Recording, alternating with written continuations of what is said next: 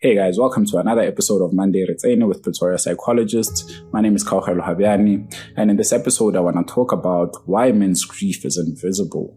Now, grief is a very hard thing to deal with, right? It's heavy emotions, and it takes a lot of time to overcome this grief, or rather cope with this grief, and get to a point where you can feel like yourself again, where you can feel like you didn't really forget the grief or the loss that you went through, but you dealt with it in a way that allows you to then understand and come to peace with, everything that happened, and sort of release that feeling and live again, or find, hope to move on with your life without the person, the thing that you've lost. And while grief is an individual experience, the findings of a lot of research highlight how typical behaviors can present themselves during the male grieving process.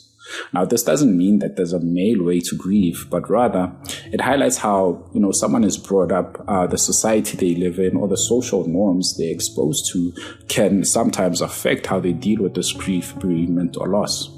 Now, there's a book called Swallowed by a Snake, The Gift of the Masculine Side of Healing by a social worker called Tom Golden. Now, Tom Golden talks about the masculine side of healing as something that is not accepted as a mode of healing as the normal or the more traditional verbal and emotion expressions, right? It tends to be quieter and less visible. It tends to be less connected with the past and more focused on the future, right? It's less passive, but more action-oriented, because men want to do stuff when they get into those modes and not necessarily sit back and sit in their feelings. But as a consequence, he saw that a lot of men, or repeatedly people who use this predominance of the masculine side of healing, are suspected of not healing. And this is by mental health experts, psychologists, psychiatrists, people who've been in this industry or understand, this realm so well, because it's been so largely focused on how women deal with these emotions. And now there are 4 reasons why the pain is invisible. And I want to get into these and give a few examples here. And maybe, while we go through them, you might recognize them yourself, or you might have actually had those situations where you were like, man, I'm not going to share nothing about what I'm going through. So let's talk about them, right? So point number 1 is a man's pain is taboo to our culture, right? When you think about that now, it basically just speaks to a man's pain, something that no one wants to touch, right? No one wants to talk about men and what they're going through. No one wants to see a man really open up and talk about his pain, because we don't know what to do about it, right? So think about how many times you've seen someone, whether it's on the side of the road, at a restaurant, maybe on somewhere where you're riding together, going somewhere, someone you don't know.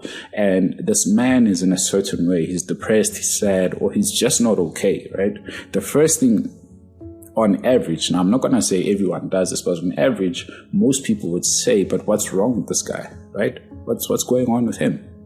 But as a woman, we would go ahead and be like, hey, what's going on? Can we help you? Do you need help? Can you tell me what you're going through? So there's a little bit more sympathy for women, right? Because we've seen women in pain so much, and so much has been written and said about women being in pain, women hurt, women hurting, or how someone has hurt women, right? So there's a lot of resources available around that. But when it comes to a man, it's like, but okay, we might find out what's wrong with him, but how do we even help him? Right?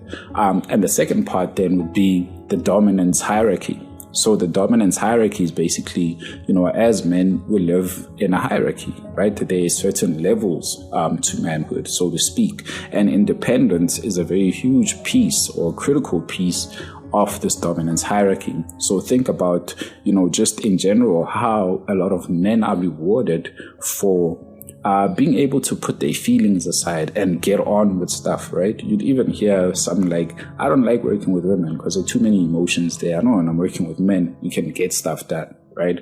That's typically what that means, right? We reward men for being able to hide their feelings. We reward men for men being able to build and do stuff with all of the baggage that they're carrying without showing that stuff out in the public arena for people to see, to comment on, and all of that type of stuff. So you see that, a lot of the messages that men receive are very contradictory, right? Stuff that's also good for you could possibly lead you to an early grave, right?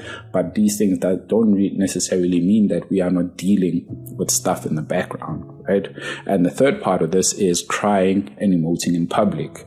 Now, when it comes to crying and emoting in public, you can think of two people, Will Smith and Tyrese, two brothers who did very well for themselves. We loved them because we followed a lot of their movies, their music, and just what they've done in the public domain has been something to applaud, right, and to be proud of. But when he started going on social media, crying and being emotional, a lot of men and women came forward and said, dude, what the hell is going on with these men, right? He's being so emotional. What's going on with him? No, we don't do that. So that, to me, says just how men are just not expected to act in that way, to be in that way, right? So think about the next time when you see a man, when you see someone who's masculine, emoting or showing their true feelings in public, and just pause for a second and just feel how you're feeling, right? What are you saying to yourself in that moment? Would you do that, right? And how would you feel if you were actually that person who's actually crying in public? And the fourth part of this is, the protector and the provider role. So the protector and the provider role, these are things that are ingrained in every man, right? Even from a little kid. When we were playing house, the kid would often be the one saying that, hey, I'm going to work, you take care of this stuff at home, right? Because we are taught traditionally that the father leaves the house to do those things, and then the mom has to stay or do whatever else that needs to be taken care of in the house. So in that same essence, think about when there's a funeral at home. Most men would have to deal with all the admin and putting together of the funeral and making sure that everything goes smoothly. And then after that whole process, they'll deal with these emotions. But that doesn't necessarily mean that throughout the process of them doing the work, fixing stuff, making sure the tents are there, making sure the coffin's on time, and all of the different stuff that goes into a funeral, it doesn't mean that the man is not actually grieving, because while work is being done, while we're talking about the person, while we're sharing stories,